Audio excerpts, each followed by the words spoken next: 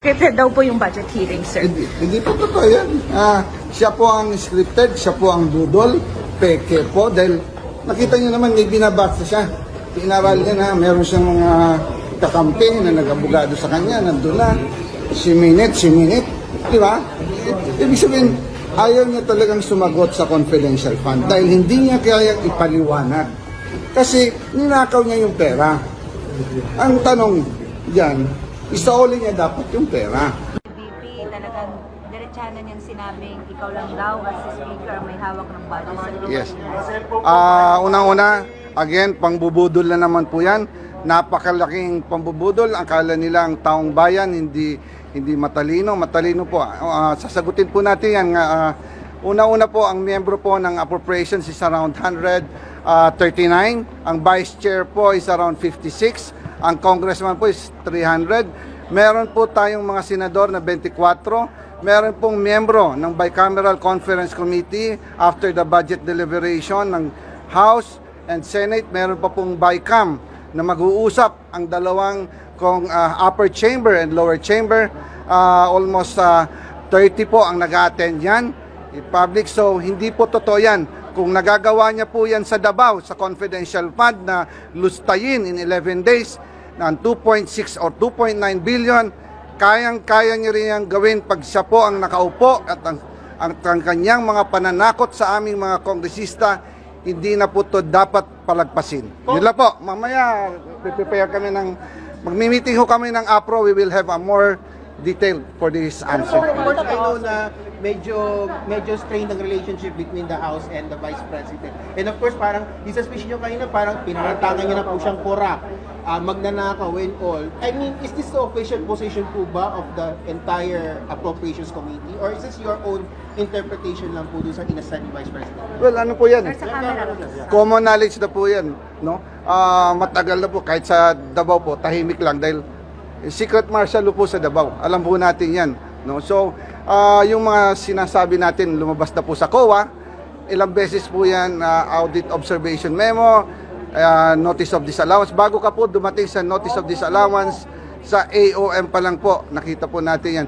Sinubukan po natin yan last year pang itingnan, pero hindi po yan kikita noong 2022, malaki na po. Hindi pa po nagkakaganito ang sitwasyon, hinihingi na po yan ng Kongreso dahil masyado na pong sobrang laki ang confidential fund na hinihingi niya, not only that, at other services. So, yun lang po. Kasama siya sa susunod na pagdinig. Sa susunod na pagdinig. Ayun, sige nga po. Kasi pinahahanap din po namin eh. Para ho naman matanong na palatuntunan ito, ilang araw na po namin hinahanap, hindi rin namin matagpuan. Saan eh? Umalis daw po ng opisina na walang pera. WP. UWP pala. Umalis na walang pera daw eh. Hindi mo matagpuan. Nakita nyo. Hinahanap nyo lang, hindi nyo pa mahanap eh. Oo nga po. Kasi matanong man lang namin at malaman. Alam mo ba ang opisina nila napakalapit lang dito? Yun na nga po, walking distance sir. Pwede mo langarin eh. Bakit kasi hindi ka pa pumunta ron para kinausap mo na lang? Pumunta na po makita mo mismo staff kung anong ginagawa nila. Nandun daw po sa tanggapan ng DNR, hindi rin nila makita kung saan eh. Tinatanong ko sa gwardiya, parang wala naman kami ganyang opisina dito ah. Yan ang sinasabi ko sa inyo. Nako po. Nagpapatintero sila eh. Kaya yung tubig na nakita mo kanina, kung makapagsasalita lamang yun, alam mo gusto nilang sabihin? Kami po ay buong pusong nagpunta rito kanya. Pasensya na po kayo kung nakapagdudulot na naman po kami ng pinsala sa inyo. Pero ngayon po ang pagpunta namin ay hindi po para pinsalain kayo. Ayun. Para i-dramatize lamang po namin ang pagsuporta namin sa ginaganap na pagdinig ng Blue Ribbon. Yun. Sapagkat ayaw naming magpakasangkapan. Ayaw po namin. Kasi ayaw po naming manalasa, ayaw po naming maminsala. Gusto naming magpakontrol. Bakit ang hindi? Kaya lang po, imbes na po kami kontrolin, wala. Kabaligtaran po ang nangyayari. Ang hindi po nyo makontrol ngayon, ay yung paggamit po ng pondo, pagwaldas ng pondo, na wala pong patutunguhan. Kaya nandito po kami ngayon. Pasensya na po kung rumagasa kami kaagad nang walang pasintabi. O yan ang sinasabi ng tubig eh, ng baha. Yan ang mensahe ng baha. Tama yan ang kayo, mensahe Sen. niya. Oho. Nako. Kasi sabi sa Kamara at mga dati yung kasamahan, wala naman kaming kinalaman sa implementation ng project. Hindi naman kami nakikialam dyan. Gaya nga ng isang representante na nagpaliwanag sa sa telebisyon. Kasi nabanggit yung pangalan niya sa expose. Privilege speech si Senator Ping Lacson. Kami po, nag-submit lang ng mga proyekto, pero para sa implementation at kung ano pa man, wala na po kaming pakialam doon. Yun ho, kaya hindi nyo anya kami may sasangkot sa bagay na yan. Yun ang sabi niya. Ayun po ang paliwanag niya. Naniniwala ka naman sa sinasabi mo, kamo. Hindi ganitong gawin natin, kamo. Opo. Kaya nga tayo nag-iimbestiga. Hayaan mo yung tao na magsalita. Di ba? Okay. Huwag kang, diyan ka lang, makinig ka. Kapag tatanungin yung mga kontraktor, hayaan mo kung ano isasagot nila. Di ba? Oho. Huwag kang munang magdidepensa. Huwag mo sasabihin na naglista lamang naman po kami ng proyekto. Opo. Sana man lang kung ganun lang. Paano mo kung papaniwala na hanggang doon ka lang sa paglilista? O, kaya ang tanong ko, may naniniwala naman kaya sa'yo? Parang gusto niya pong papaniwalain ng tao, Sen, sa kanyang paliwanag. Okay lang yun. Oho. Siyempre, gusto niyang papaniwalaan yung tao. Naniniwala naman kaya yung tao? Well, Yun harinawa. ang importante rito, kung mapapaniwala mo yung tao. Oho. Yun ang ano doon. Yun ang Ayun. importante ron. So, wag ka munang magsasalita na sasabihin mo, wala po kaming kinalaman dyan. Oho. Di ba? Opo. O, palagay mo na lang. Sige, wala kang kinalamanan. Pero itong lumitaw na to, puro palpak lahat yung nilista mong project.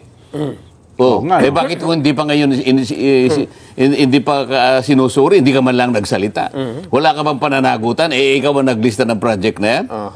Dapat siya ang unang Wala ka bang nagre-reklamo. moral responsibility na tingnan mo man lang ang pagkakagawa ng mga yan? Sapagkat yan, iniukol mo sa constituents mo. Oo nga. Oo nga naman. Dapat siya ang unang Oh. magalit. Ikaw ang unang magalit. O kaya nga ang tanong ko, sige, katungkulan mong idepensa yung sarili mo nasa sayo. Opo.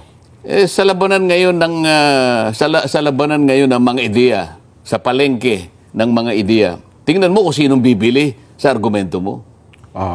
Ako sa tingin ko kahit ibenta mo ng palugi yan, walang bibili niyan eh. Alam niyo naman sa tayo. Yun sa usapang matino. May malayang naman tayo, pagpapahayag. At saka dito naman sa palatuntunan ito, nilahad natin, depende po ang ating mga Kahit tagapanood. na hindi na malaya, pilitin mong ipaliwanag, gusto mo, pilitin mong ibenta. Ang tanong ko sa'yo, bibiling kaya? Kasi halos lahat po ng... Kasi kung bila sana yan, kung bila sana yan, kahit ipamigay mo yan, hindi niya kukunin eh. Para kasi nakikinikinita ko na, Sen, na halos magiging ganyan po ang tono ng lahat ng mga... Ganyan talagang magiging nasa tono Kamara nila. ng Representante. Yes po. Sige. Oho. Kinakailangan maging chorus sa inyo yan. Kasi kapag hindi Iisa ang tono dapat. Kapag hindi isang tono, lalo kayo magkagulo-gulo yan. Sintonado kayo lahat. Oho. Kailangan choral ensemble ang tawag nila dyan eh. Choral ensemble, may rhythm eh. Opo. Sabay-sabay. May taga-kumpas dapat yan. May taga-kumpas. Oo, ngayon, magkukumpasan ngayon. Iba-ibang kumpas na ngayon yan. Maniwala ka sa akin. Ganun ho ba? Kasi yun nga naman ang lagi nila sinasabi. Kami ho niya, nagsubmit lang ng proyekto, pero sa specification niya, naglaan ng pondo ang NEP, wala na kami pakialam dyan kung ma-implement man yan o hindi. At sapagkat ang implementing agency naman yan ay ang DPWH. Lalo na Kaya nga kung po papalitan ni Nelson yan, Nelson, palitan mo. Hindi, Yung tanong? leading question eh. Oho. Kailangan na bang isigaw ng mga may kinalamang opisyalis ng ng DPWH? Oho. Ha? Kailangan na bang ituro? Ganun. Kailangan mo na bang ituro ang mga politiko sa likod ng maanomalyang flood control projects? Yeah. Yun, tama. Yan ang ano dyan.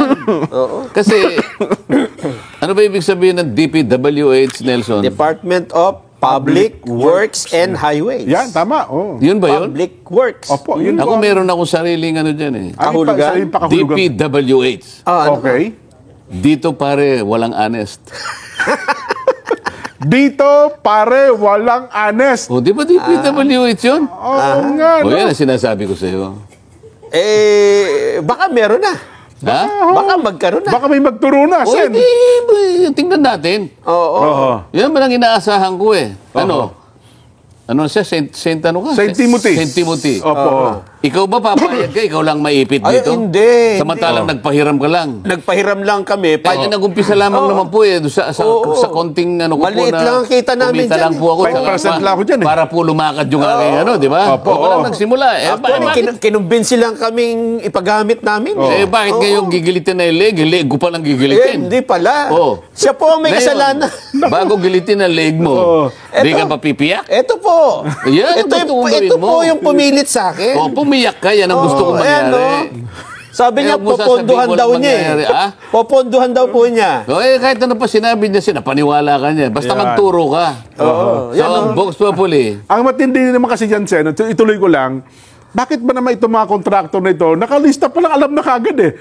Mayroon na agad silang lista. Oy, Jen, Nelson, may nakalista ka palang proyekto dito eh, di ba? may Ang mga- bilis nila eh. magkakasabot nga sila eh. Ganun ho ba? Magkakasabot yan. O, yung D, sabi niya. O, si Kwan, ito. Oo. Tatawagin ka. Pare, meron tayong konting Dito sa Bulacan na to, sa Bulacan. Oo, yan. O, pairam nung ano mo, as usual. O, yan. Ayun. Dating gawi. Nako po. O, di ba? Oho. O, alam mo na ngayon yan. Kaya pala, ang mga mambabatas ngayon sa Bulacan, tahimik na tahimik siya, no? Isipin mo, yung DE, wala naman siyang gastos eh. Oo, wala. Ang magtatrabaho, mga taong gobyerno. Oo. Kung meron man siyang kukunin lang, siguro mga compliment lang. Opo. Yung mga equipment ng gobyerno. Oho. So, kita niya, di ba? Oh. Siya yung gagawa ng program, siya yung gagawa ng design. Sang-ayon sa gusto niyang design. Oho. Quality control, hawak niya. Sino nga sa kanya? Wala. Siyang kukolekta ngayon. Oho. At pag nakolekta niya, bagman siya eh. Opo. Pupuntahan niya ngayon yung mga kasama niya. Boss, ito yung para sa'yo. Nakasingil na tayo. Boss, ito yung for the boys. Nako. Oo. Masaya kayong lahat, di ba? Oo. Sino ngayon ang ano? Sino yung nanggigipos? Sino ngayon ang nasa kalagayang kaawa-awa? Sino ang aggrieved party? Ang taong bayan. Opo. Oh. Ang Na palagi na lang pinupuntahan ng baha. Yan. Oo. Ang iba nangamatay pa kasi na leptospirosis. Oh, yun nga. Hindi ba sabi ng Pangulo? Oho. Mahiya naman kayo eh. Yun. Alam mo kung ako yung Pangulo, Jen? Ano po? Bakit buhay pa kayo?